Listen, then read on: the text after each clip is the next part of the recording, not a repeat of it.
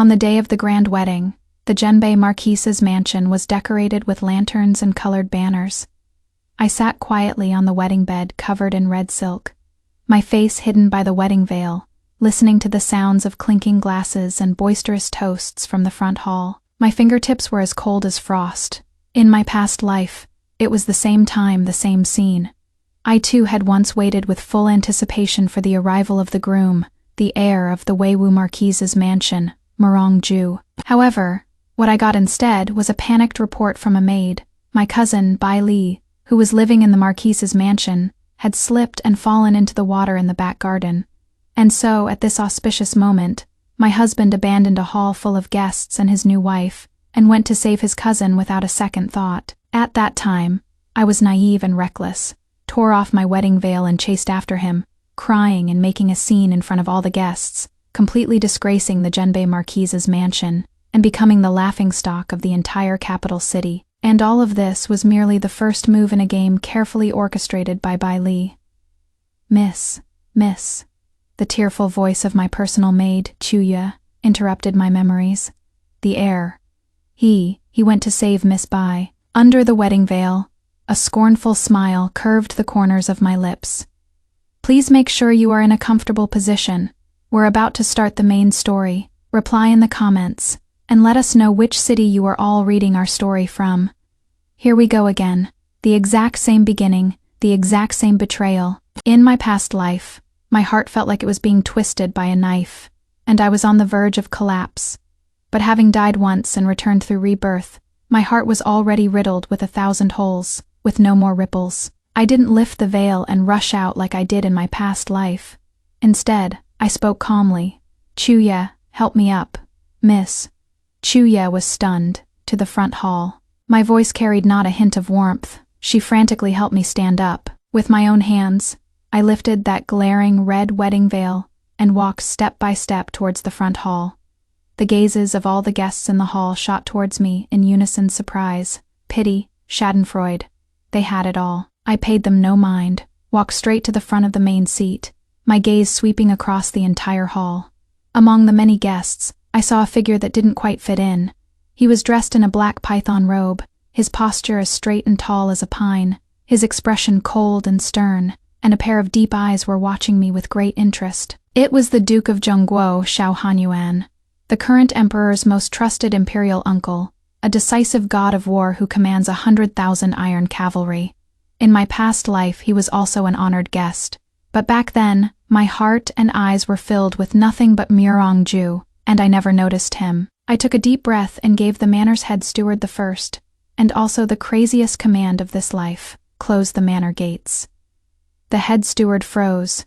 Miss this, I said. Close the gates.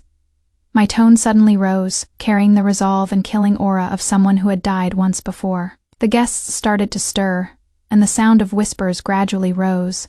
Xiao Hanyuan's hand holding the wine cup paused slightly, the interest in his eyes growing stronger. Under the chief steward's hesitant and uncertain command, the mansion gates slowly closed with a heavy creaking sound, shutting out the sunlight from outside, and also cutting off Mirongji's path of return. I turned around, facing the hall full of stunned guests, and in a tone so calm it was eerie, I declared word by word, "Everyone, my apologies for the spectacle today. The groom, Mirongju, has unfortunately dropped dead." As the words fell, the entire hall was dead silent. Everyone thought they had misheard. I ignored their shocked gazes and continued. "So today's wedding banquet is now a funeral." As I spoke, I took from the ritual table the memorial tablet Mirongje was supposed to use for the ceremony, placed it perfectly upright in the center of the incense table. Then I picked up joss paper, lit it, and tossed it into the brazier. The rising firelight reflected on my pale face. Just then, the mansion gate was kicked open from the outside. The uncontrollably furious Mirongju rushed in, still carrying moisture on him, his hair slightly messy, his face full of anger.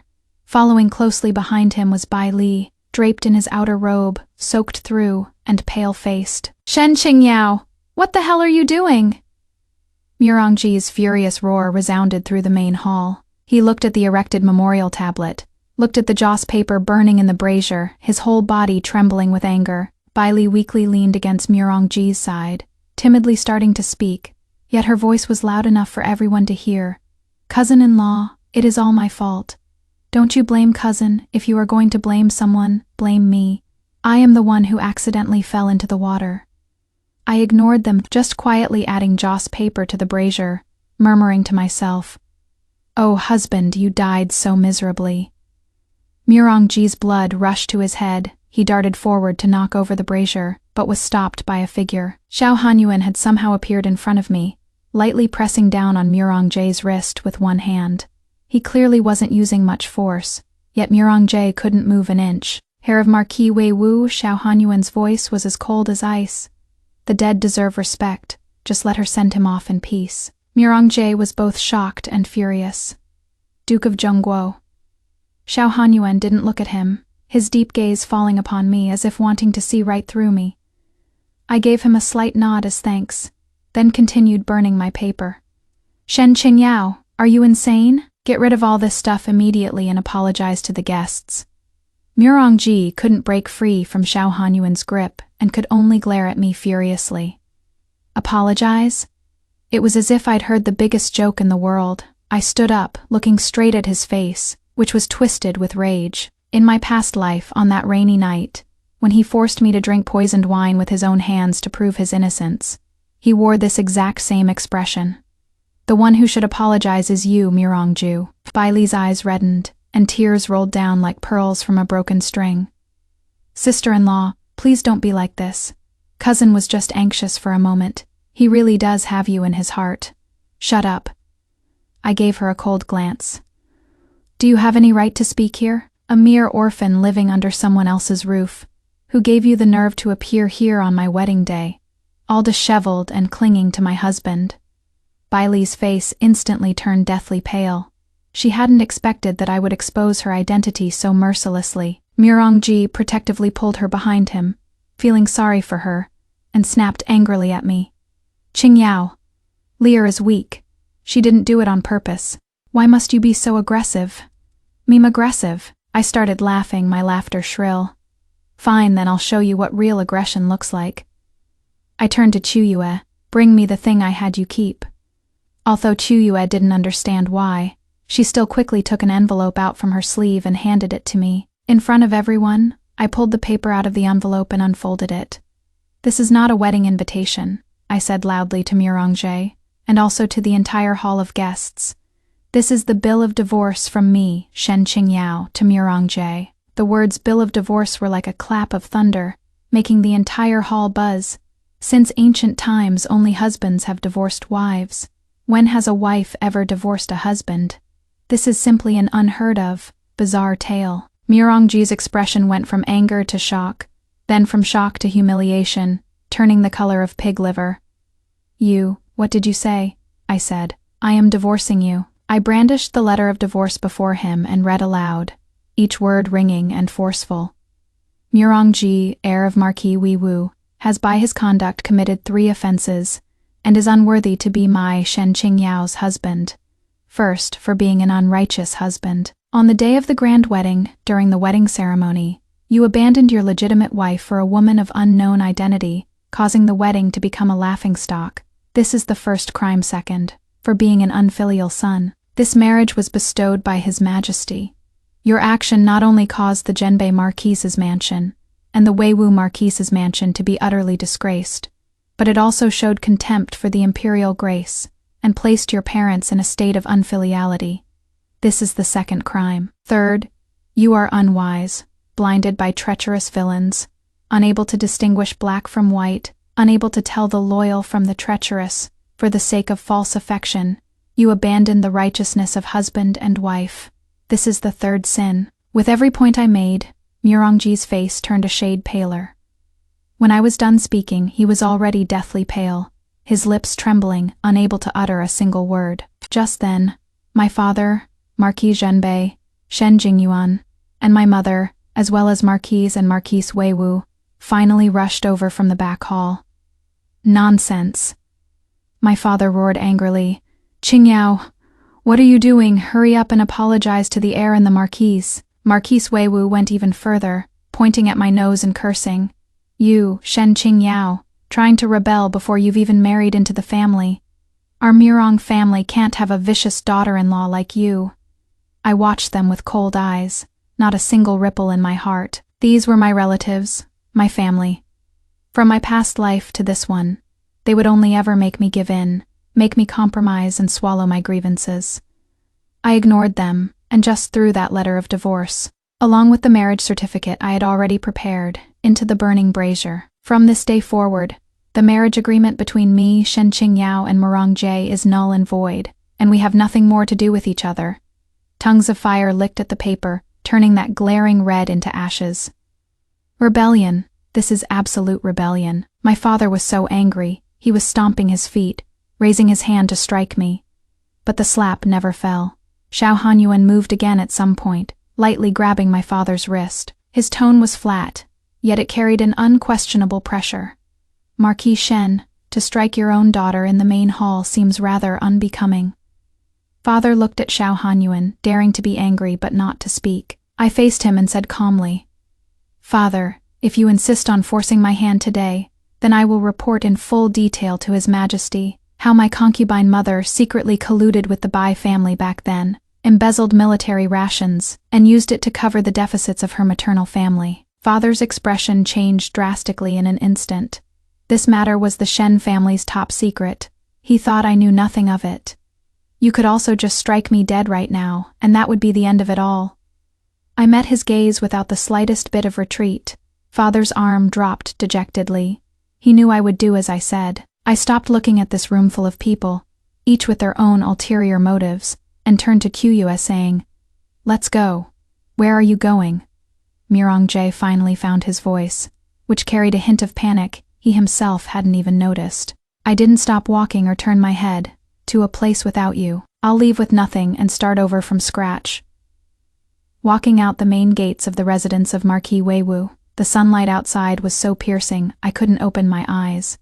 I took a deep breath of the free air. All the various humiliations and resentments of my past life seemed to dissipate like smoke, along with that basin of ashes. We have a long road ahead of us. The news of me leaving with nothing spread through all the streets and alleys of the capital city the very next day. Everyone said the eldest young lady of the Marquis Zhenbei's residence had gone mad. Not only did she cause a huge scene at the wedding banquet and divorce her husband, she even voluntarily asked to leave the family and sever all ties. They were waiting to laugh at me, waiting to see how I, a former golden branch and jade leaf, would end up on the streets, how I would go back wagging my tail, begging for mercy. Murong Jie thought the same. He sent someone with a message, saying that as long as I go back and kowtow to him and Bai Li to admit my mistake, he could let bygones be bygones and welcome me back into the family. I had Qiyue beat up the messenger and throw him out. I didn't go back to the Shen family, nor did I go to any relative's residence, but instead, I took Qiyue and moved into one of the most inconspicuous shops from my mother's dowry. This shop was located in a remote alley, small and dilapidated, with the front shop and back courtyard barely habitable. Young lady, are we really going to live here? Chuyu's tears were about to fall as she looked at the cobweb-filled corner of the room. Call me Qingyao, I corrected her as I rolled up my sleeves to clean. From now on, there is no eldest young lady of the Marquis's residence. There is only me, Shen Qingyao. I didn't take a single cent from the Shen family. The only thing I took was my mother's dowry list. Me mother came from a wealthy merchant family in Zhongyan, with an abundant dowry besides gold, silver, and landed properties. There were also dozens of shops. It is just a pity that my mother passed away early, and most of these things were misappropriated by my stepmother and father, under the guise of managing them on my behalf, leaving only this dilapidated shop that nobody wants. But they don't know. This shop will be the foundation of my comeback. I cleaned the shop inside and out, and hung up a new sign, Flowing Light Pavilion. Flowing Light Pavilion? Chuya asked, confused. Qingyao, what kind of business are we going to do? This place is so remote, will anyone even come? The colored glaze business? I was full of confidence. In my previous life, not long after I died, a craze for luli suddenly arose in the capital city. A kind of crystal-clear, colorful luli product replaced traditional jade and porcelain, becoming the new favorite sought after by the powerful and wealthy. And I knew that the exclusive secret recipe for firing that Luli was precisely my mother's family secret, that is not passed down to outsiders, and it was recorded in an old book she left me. Relying on my memory, I bought a furnace and raw materials, and started experimenting in the backyard day and night without rest failure, after failure starting over time and again. I burned several blisters onto my hands, and finally, after 3 days, I crafted my first finished product, a glass hairpin, entirely jade green, just like jade. Just as I was getting ready to take this hairpin to find a buyer, trouble showed up at the door. A few men who looked like local thugs blocked the entrance to the shop, their faces full of ill intent. "Yo, when did this new shop open? Where is the boss?" The scar-faced man in the lead sized me up with a squint. "Don't you know the rules? Have you paid the protection fee for this street?" My heart sank. I knew this was Bailey's doing. She couldn't wait to see me down and out, so she started using these kinds of dirty tricks. In my past life, she was also like this, pushing me into a desperate situation step by step. "We're just a small business. We really don't have any spare cash." Chuya hid behind me scared. "No money." Scarface let out a vicious laugh. "If you have no money, then use something to pay up. I think this little lady is pretty good looking. Come along with us, guys. We'll make sure you eat well and drink well." As he spoke, he reached out to grab me. I clutched the iron tongs I'd prepared for self-defense in my hand, my heart pounding like a drum. Just then, a steady sound of horse hooves approached from the distance. A low-key but extremely luxurious carriage stopped at the entrance to the alley. The carriage curtain was lifted, revealing Xiao Hanyuan's cold and stern face. He also seemed a bit surprised to see me here, but then his gaze fell upon those few ruffians, and his eyes instantly turned icy cold. "You dare to block this duke's path?" A guard beside the carriage spoke expressionlessly. His voice wasn't loud, but it made those few ruffians tremble all over. Lord Duke of Zhongguo." The moment Scarface saw Xiao Hanyuan, his legs went weak and all the color drained from his face. "This lowly one has eyes but failed to see Mount Tai. I'll scram now. The group of people ran off, scrambling and pissing their pants. Quiet returned to the alley. I loosened my grip on the iron tongs and gave a bow towards the carriage, neither servile nor proud. "Thank you, Your Grace, for the rescue." Xiao Hanyuan's gaze moved from my disheveled appearance to the flowing light pavilion sign behind me, and finally landed on the jade-green glass hairpin in my hand. He got out of the carriage and walked towards me step by step. He was tall, and his immense oppressive aura made it almost hard for me to breathe. "You run this place?" he asked. "Yes. What do you sell?" "Glass." He walked up to me, took the hairpin from my hand, and held it up to the sunlight. The light shone through the hairpin's body, casting a gentle green glow. "This thing's a bit interesting," he commented, then looked at me. "This duke wants to place an order. Will you take it?" My heart skipped a beat. This was practically an opportunity that fell from the heavens.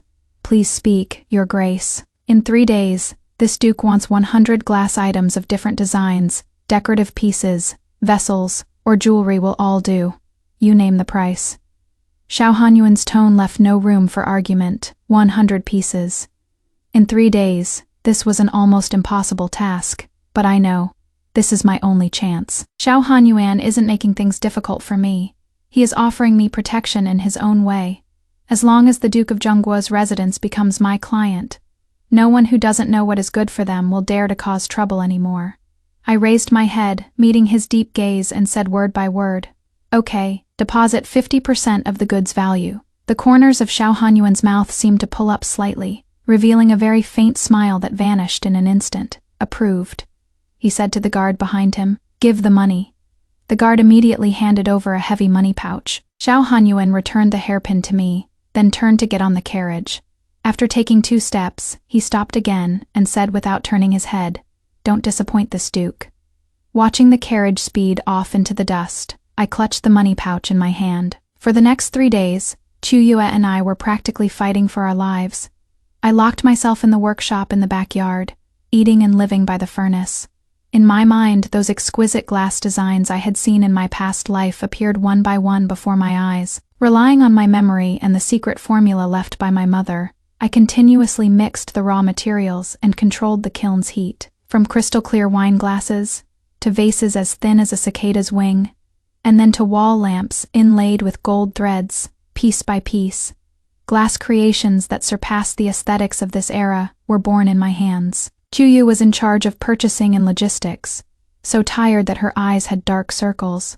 Yet she didn't have a single word of complaint. 3 days later, when the steward from the Duke of Zhongguo's mansion came with his men to pick up the goods, he saw the room full of dazzling, iridescent glass, and was too stunned to speak for a long while. "Miss Shen, you really are a miracle worker," the steward stammered. I gave a faint smile and handed him the list. "A total of 108 pieces.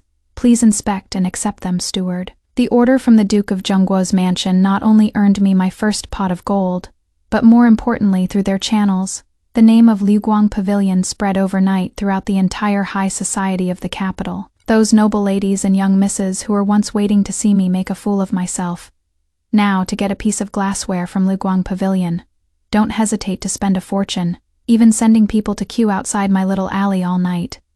I was making a fortune, and was also so busy my feet never touched the ground. And Mirongje finally couldn't sit still anymore. When he appeared before me again, it was one evening. He was wearing a brocade outfit, his face showing a bit of haggardness and unwillingness, looking at this small shop of mine with a complicated gaze. "Meow, come back with me," he said, his tone softening. "I was wrong about what happened before. I'll give you whatever compensation you want, just stop sulking." I was checking the account books, not even raising my head, as if he was just a mass of air. "I heard you are very short on money. This is 10,000 taels in silver notes, enough to last you a lifetime." He took a stack of silver notes from his bosom, placed it on the counter, with the superior air of someone giving charity. I finally raised my head, looked at that stack of silver notes, and then looked at him. "Mirongju," I said calmly, "do you think everything can be solved with money?" "What else?" He frowned. "A woman like you, showing your face in public, isn't it all for this?"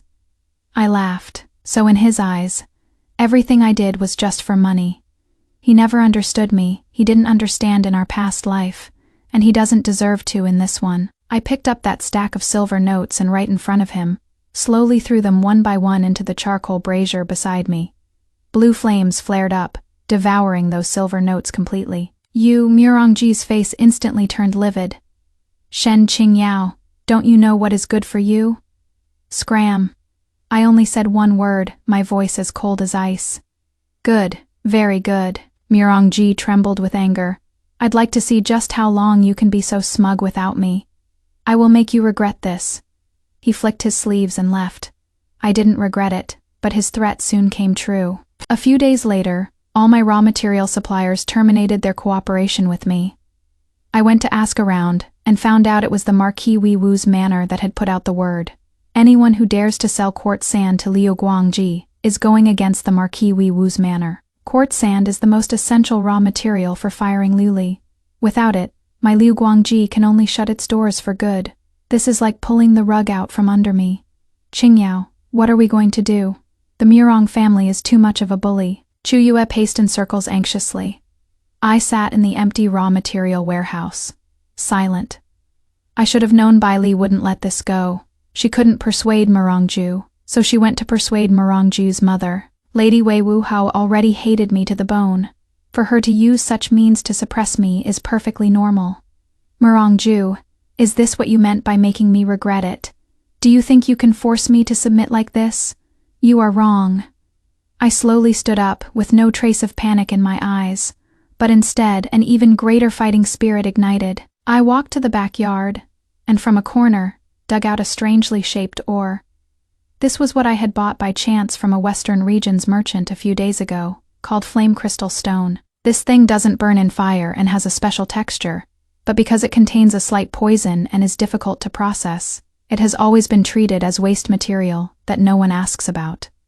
In my past life, I had heard that in Xiao Hanyuan's army, there was a kind of fireproof military tent woven from this material that had performed miracles on the battlefield. And in that old book my mother left behind, it just so happened to record a special technique for firing Luli using flame crystal stone.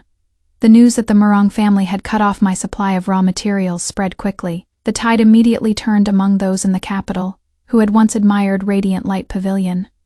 They all said I had offended the residents of the Marquis of Mighty Power, that my luck had run out, and were waiting to see when Radiant Light Pavilion would close down. Murongji was even more smug, sending someone with a message for me, saying that if I went to beg him now, he would still be willing to give me a chance.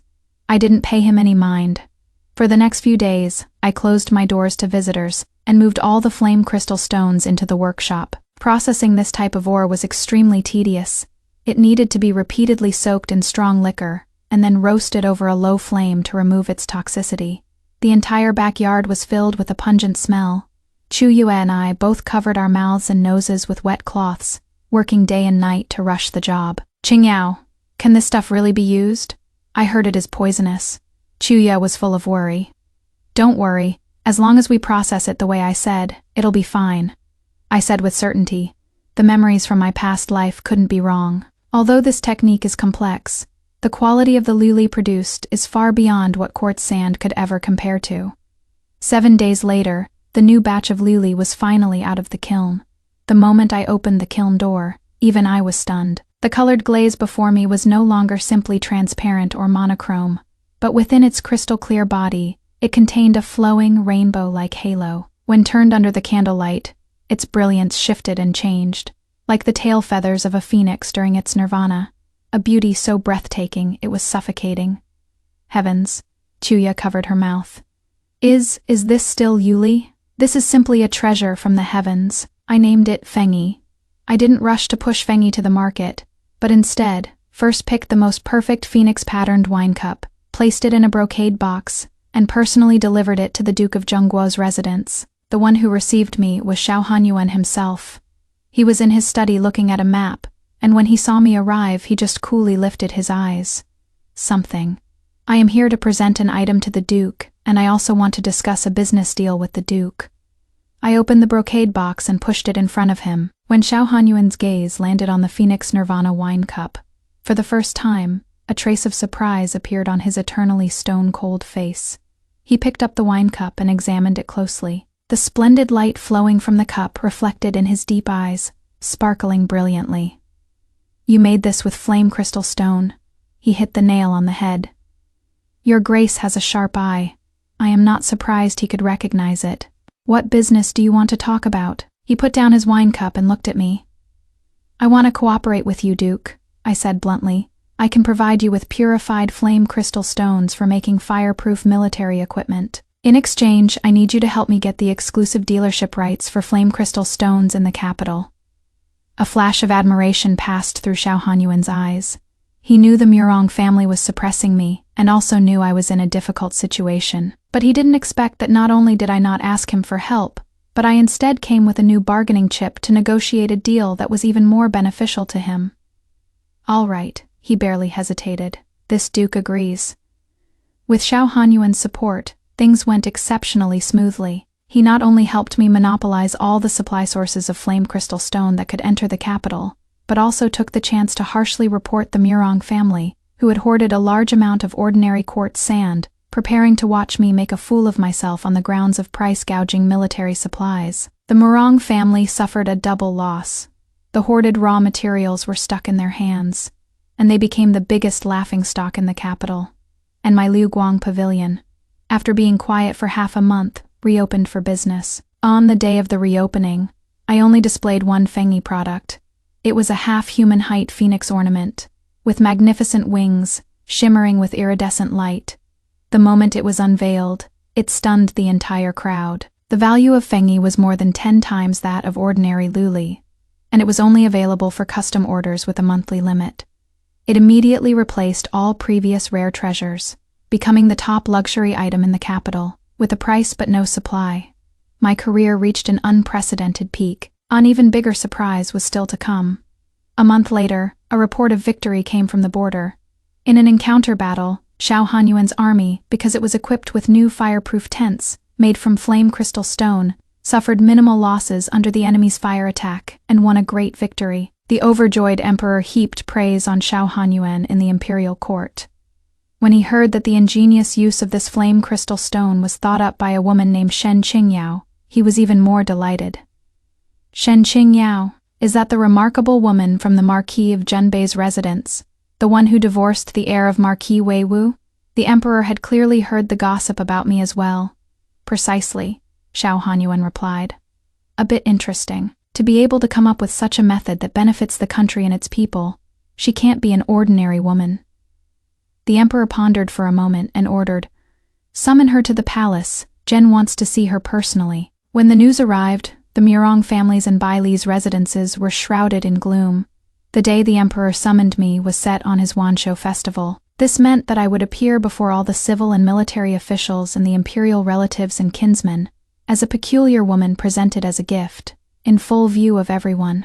This is both a tremendous honor and a test where one wrong step means eternal damnation. The whole capital city is guessing what kind of rare and exotic treasures I will present.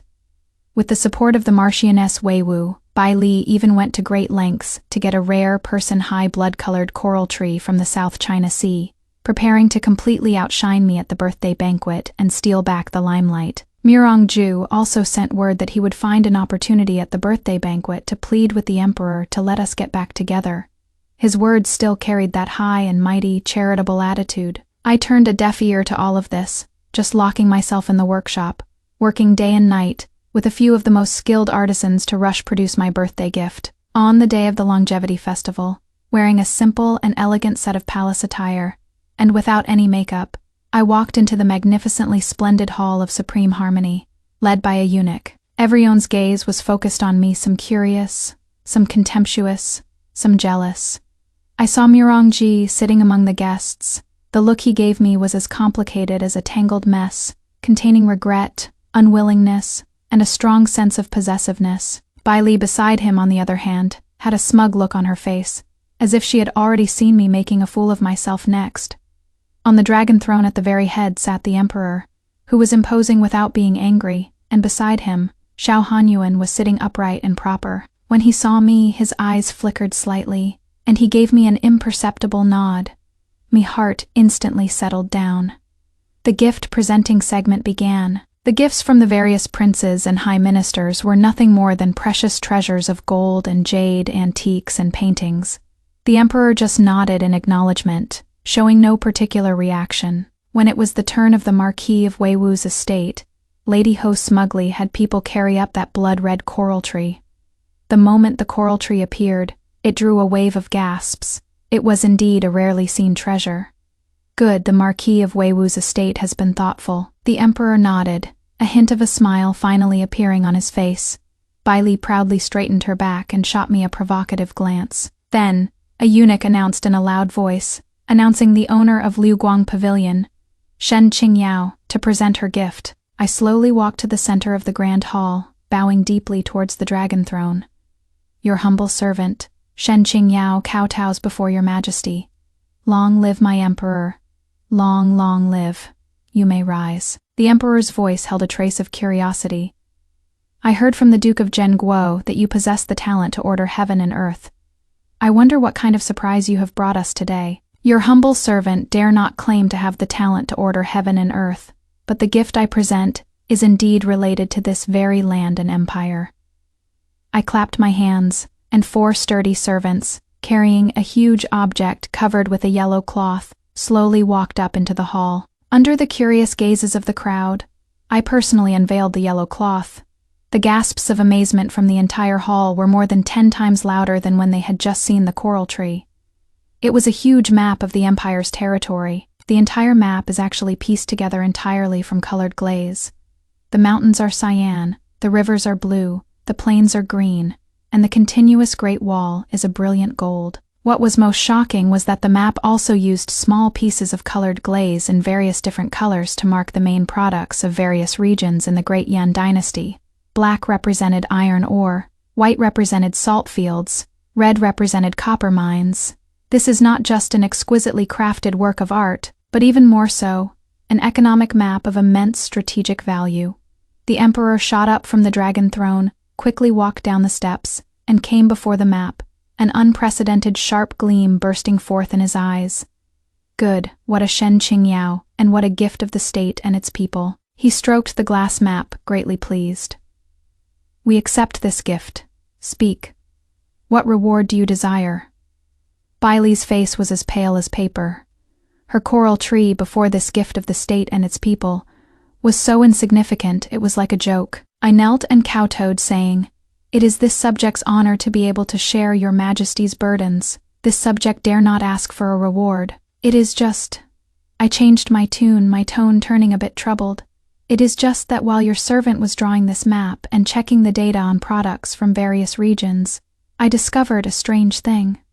The emperor raised an eyebrow. "Oh, what is it?" "I discovered that for the several military horse farms in the northwest, which are managed by the Marquis Weiwu's estate, the amount of fodder supply recorded on the books has a huge discrepancy with the actual local pasture output. It seems—" I paused, pretending to look scared. "It seems someone is secretly skimming from military funds and lining their own pockets."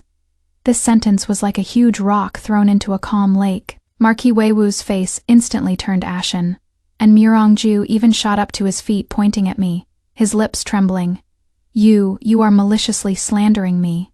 The emperor's face was already so grim it could drip water. He turned his head, his gaze shooting towards Marquis Weiwu like daggers. "Marquis Weiwu, how do you explain this?" Your Majesty, I am innocent." Marquis Weiwu fell to his knees with a thud. "Innocent," I spoke softly, presenting a ledger I had already prepared. "These are the records of actual output I collected from various prefectures. When compared with the accounts reported by the military horse farms, it is clear at a glance. The skimmed fodder is enough to feed another 30,000 war horses. This matter concerns national defense, so I did not dare to not report it." The emperor took the ledger, casually flipped through a few pages, trembled all over with anger, and slammed the ledger right in Marquis Weiwu's face. "What a marquis of mighty might! I entrusted the lifeblood of the nation into your hands, and this is how you repay me. Guards," the emperor roared, "seize the Marquis of mighty might for me, and thoroughly investigate the case of the military stud farm. All personnel involved will be severely punished without leniency." The Golden Hall was in a state of chaos. Murongji tried to step forward to plead for mercy, but the emperor pointed at his nose and cursed. "If you can't even manage your own household, how can you speak on matters of the state? Get the hell back home and reflect on your misdeeds behind closed doors for me." I watched all of this, my heart filled with satisfaction. Skimming military pay is a grave crime that shakes the foundation of the nation. The emperor was thunderously furious, ordering a thorough investigation to be personally supervised by Xiao Hanyuan. Overnight, the estate of the Marquis of Mighty Might fell from the clouds into the mud. To preserve the estate's title and the family's foundation, the Marquise, in her panic, made the most ruthless, yet most rational decision to sacrifice the chariot to save the general. She pushed all the blame onto a few stewards from branch families, who were in charge of specific affairs, took out more than half of the estate's fortune to cover the deficit, and ran around begging for favors, completely overwhelmed. The overwhelmed Marquise finally thought of me. She had Murongju come to me, to lower himself, and beg me to put in a few good words with the emperor and the Duke of Zhengguo, asking them to be lenient. Murongju came and stood outside the entrance of Liguang Pavilion for a full 2 hours. I didn't see him the entire time. He thought I was still sulking, that I was playing hard to get, wanting to see him in an even more pathetic state. He doesn't know that I've long had no expectations for him. Only pure exploitation remains. I didn't see him, but I sent someone to deliver a congratulatory gift to the Marquise of Weiwu's residence. This gift was for Bai Li. The gift was very simple, with only 2 items. One was the signed and fingerprinted confession from the servant that Bai Li had bribed back then, the one who falsely claimed to have had an affair with me. It clearly stated that Bai Li had given him 100 taels of silver to hide in my room and ruin my reputation. The other was a detailed ledger of how Bai Li's mother had secretly embezzled public funds from the Marquis of Weiwu's residence over the years to fill the bottomless pit that was her own maiden family, with every transaction recorded in crystal clear detail. These 2 items were like 2 of the sharpest knives, one stabbing into Bai Li's heart, the other into the Marquise's windpipe that afternoon. The most intense argument in history broke out in the Marquis of Weiwu's residence. It is said that when the Marquise saw that ledger, she was so furious she fainted on the spot. After she woke up, the first thing she did was order people to beat Bai Li's mother with clubs and throw her out onto the street.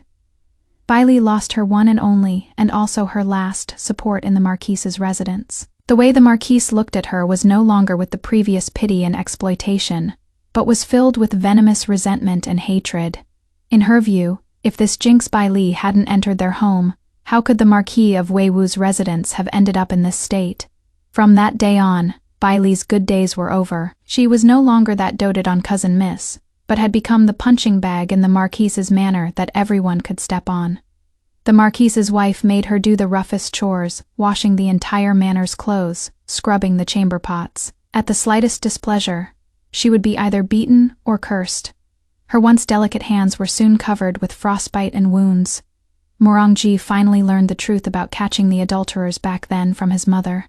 He looked at that confession as if struck by lightning, completely dumbfounded. He rushed to confront Bai Li, but what he saw was the scene of her kneeling on the ground scrubbing the floor, being casually berated by servants. Bai Li, crying, admitted everything to him and begged for his forgiveness. But as Morangji looked at her tear-streaked face, for the first time he felt endless nausea and disgust. The gentle and kind white moonlight he had always cherished turned out to be such a scheming and viciously manipulative woman. He wanted to get angry, wanted to question her, wanted to get revenge, but what could he do? He himself was already a clay bodhisattva crossing the river, unable to even save himself. The Marquis of Weiwu's manor was being investigated.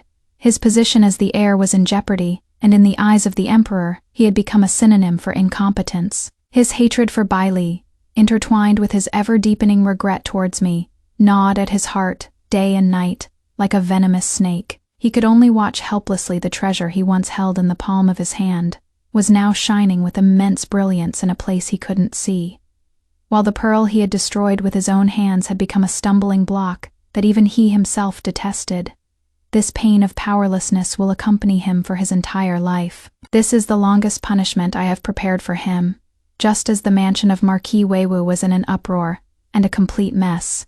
Xiao Hanyuan stepped into my Liguang pavilion with the emperor's imperial decree bestowing marriage. The content of the imperial edict was very simple: to appoint the mistress of Liguang pavilion, Shen Qingyao, as the official consort of Duke Zhengguo, with the marriage to take place on a chosen date. Xiao Hanyuan stood before me, his gaze searing. This duke said, "I will not let you down." I accepted the imperial edict and kowtowed in gratitude. The marriage decree seemed to have grown wings, spreading throughout the capital within a single day. Everyone was left dumbfounded by this shocking reversal. Who would have thought that I, an abandoned woman cast out by her husband's family, and driven out by her own, would in the blink of an eye become the noble principal consort of the Duke of Zhengguo? This was undoubtedly a harsh slap to the faces of the Weiwu Marquisate and the Zhenbei Marquisate. And the moment Morangji heard the news, he completely went mad. That night, a torrential downpour began. Wearing a soaked-through-thin robe, he staggered to the gates of the Zhenguo ducal residence, and then dropped to his knees with a thud in the icy rainwater. He roared my name over and over, saying he was wrong, that he regretted it, that he was willing to give up the title of Shizi, to give up everything, just begging me to come out and see him once. Rainwater mixed with tears rolled down his pale face. He looked as wretched as could be, as pitiful as could be. If it were in my past life, seeing him in this state, I am afraid I would have died of heartache.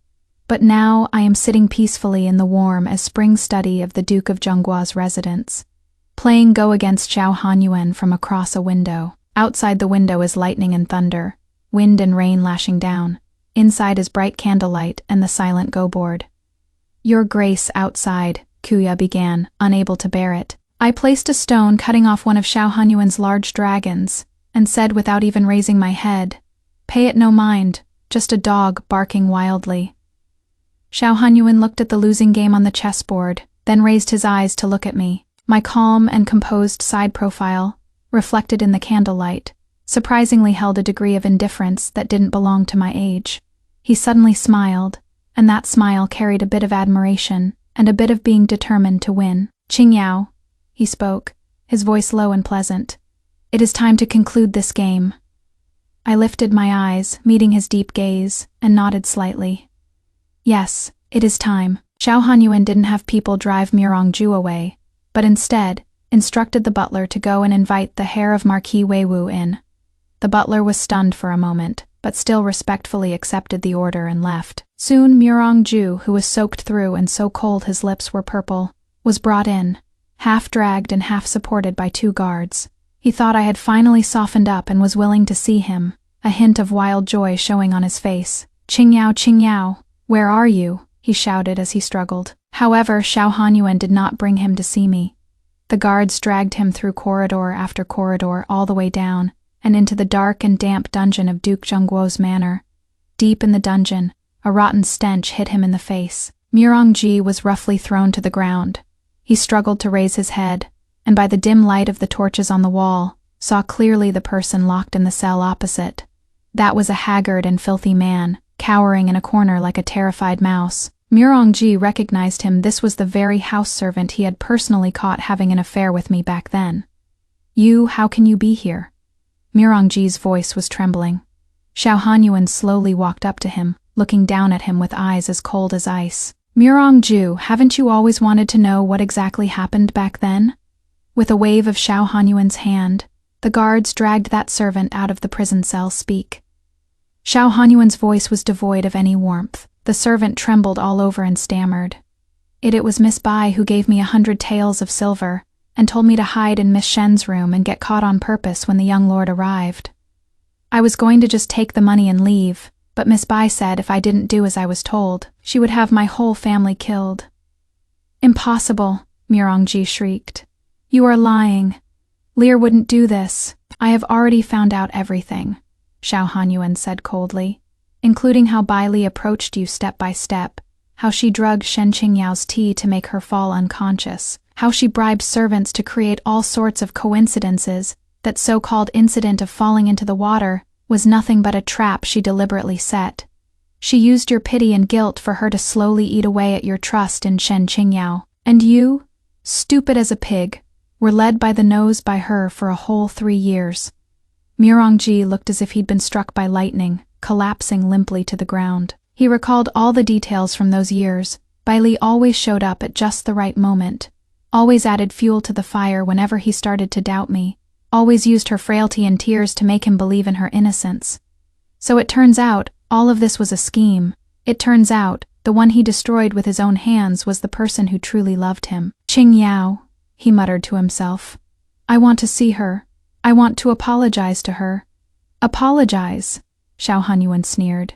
"Do you think a simple apology can make up for the harm you've caused her? Do you know how she died in her past life?" Murong-ji abruptly raised his head, his eyes filled with shock and confusion. "You forced her to drink poisoned wine, and she died in agony on that rainy night. Before she died, the look in her eyes as she stared at you held no hatred, only despair." Xiao Hanyuan's voice sounded as if it came from the depths of hell. That despair was because she finally understood that the person she had loved for so many years wasn't worthy from the start. "Past life," Murong-ji murmured, repeating those 2 words, and suddenly understood something. "So she came back through Rebirth." "That is right," Xiao Hanyuan said lightly. "She gave you a second chance, but you still chose to betray her. So this time, she has decided not to give you any more chances.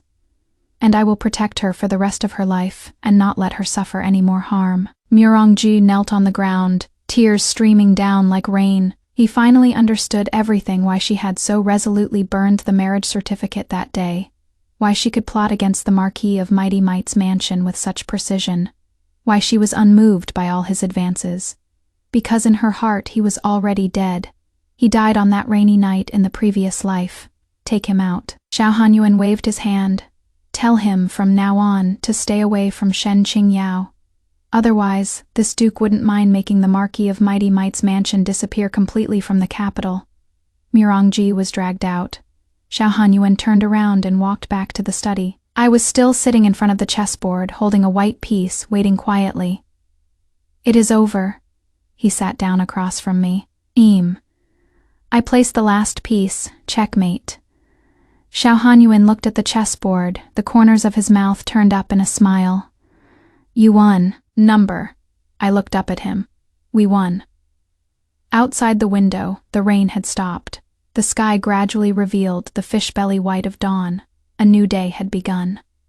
Epilogue 3 months later, Xiao Hanyuan and I got married amidst everyone's blessings. On the wedding day, the front of Liu Guang Pavilion was decorated with lanterns and colored banners, and the powerful and noble of the capital all gathered. Even the emperor sent a court eunuch to offer congratulations, bestowing countless treasures. I was wearing a phoenix coronet and a robe of rosy clouds, sitting in the bridal sedan, listening to the clamor of gongs and drums outside. This time, no one would leave midway. No one would make me wait alone in the bridal chamber. This time, awaiting me is a person I can truly entrust myself to. After the wedding ceremony, Xiao Hanyuan led me by the hand onto the city tower, overlooking the lights of the entire capital city. "Do you regret it?" he suddenly asked. "Regret what?" "Marrying me. I am away on campaigns all year round and cannot always be with you. Moreover, I have a cold personality, am not good with words, and might not be as good at pleasing you as those silver-tongued dandies." I smiled and tightened my grip on his hand. What I've always wanted isn't sweet talk and constant companionship. What I want is someone who can stand shoulder to shoulder with me, someone who won't betray me, and you are exactly that person. Xiao Hanyuan was silent for a moment, then suddenly pulled me into his arms. "Qing Yao, in this life, I will only marry you, and only love you. Whether in life or death, I will never fail you." I leaned on his shoulder, looking at the distant lights. My heart filled with peace. The pain and humiliation of my past life have finally, at this moment, been completely released. With my own hands, I have rewritten fate and taken back everything that belongs to me. As for Mirongji and Bai Li, I no longer care about their ending. I heard that Mirongji fell ill after that day, becoming crazed and delirious all day, only muttering my name. And Bai Li is living a life worse than death in the Marquis of Mighty Power's residence, spending every day in fear and regret. This is the price of betrayal. And I can finally let go of the past and start a new life. The wind blew past the city tower, bringing the fragrance of flowers from afar. Xiao Hanyuan whispered in my ear, "Let's go home." I smiled and nodded. Home. From now on, I finally have a real home. The end.